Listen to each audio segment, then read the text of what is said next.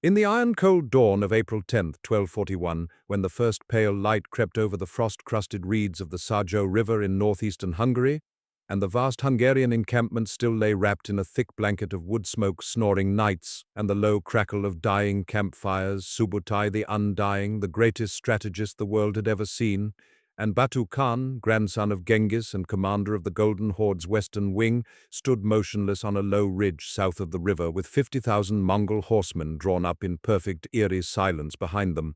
their composite bows unstrung, their horses muffled in felt boots, their breath rising like ghosts in the sub-zero air,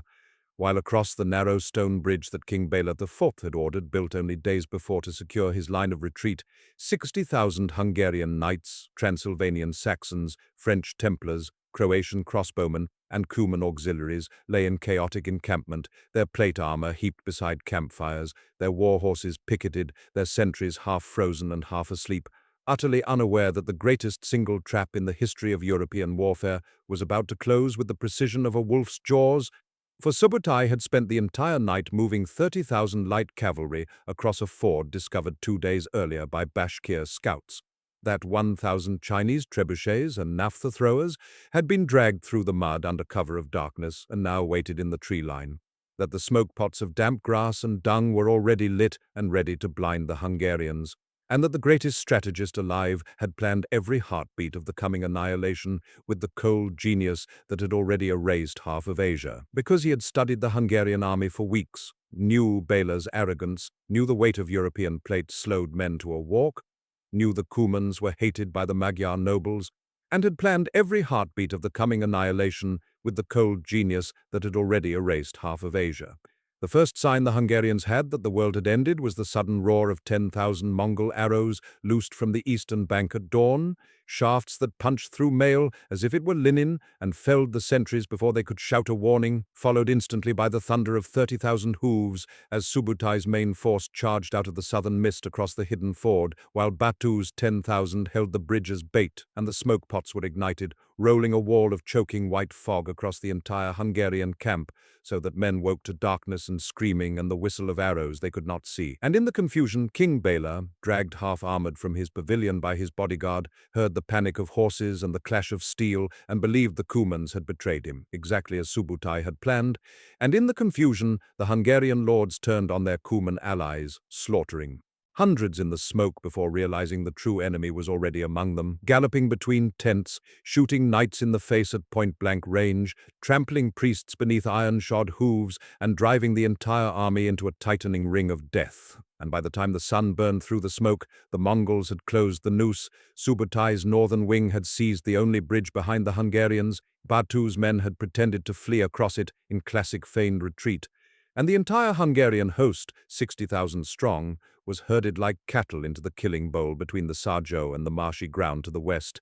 And then the Chinese catapults opened fire, stones the weight of oxen smashing through ranks of knights, crushing 3 men at a time, while clay pots of burning naphtha exploded in gouts of liquid flame that turned plate armor into ovens and set the grass itself alight, and the Templars, 200 of the finest heavy cavalry in Christendom, charged the Mongol center and vanished beneath a storm of arrows. Archbishop Ugrin of Kalocsa, wearing full mail and carrying a crucifix, led a countercharge and was shot through the eye at 50 paces. The Hungarian royal banner fell, was raised again, and fell forever, and for 6 hours the slaughter continued without pause. The Mongols did not tire. They rotated Tumens like relay riders, fresh horses and fresh archers pouring into the fight, while the exhausted Europeans, trapped in their own armor, drowned in the marshes, or were ridden down as they tried to flee.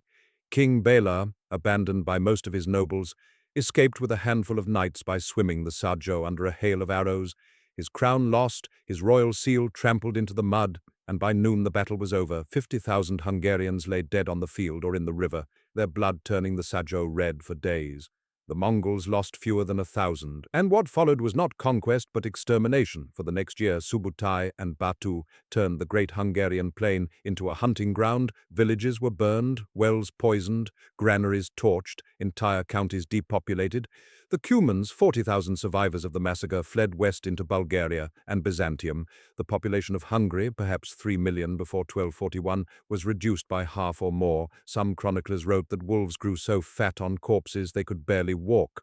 Béla IV, the king who had lost a kingdom in a morning, spent the year hiding in Dalmatian islands while Mongol patrols rowed to the Adriatic, dipping their arrows in the sea as proof they had reached the western edge of the world. And only one thing saved the rest of Europe. In December 1241, far away in Karakorum, Great Khan Ogedei drank himself to death, and the princes were summoned home. Subutai, already planning the invasion of Vienna, received the order and turned east, riding 5,000 miles back across the frozen steppe.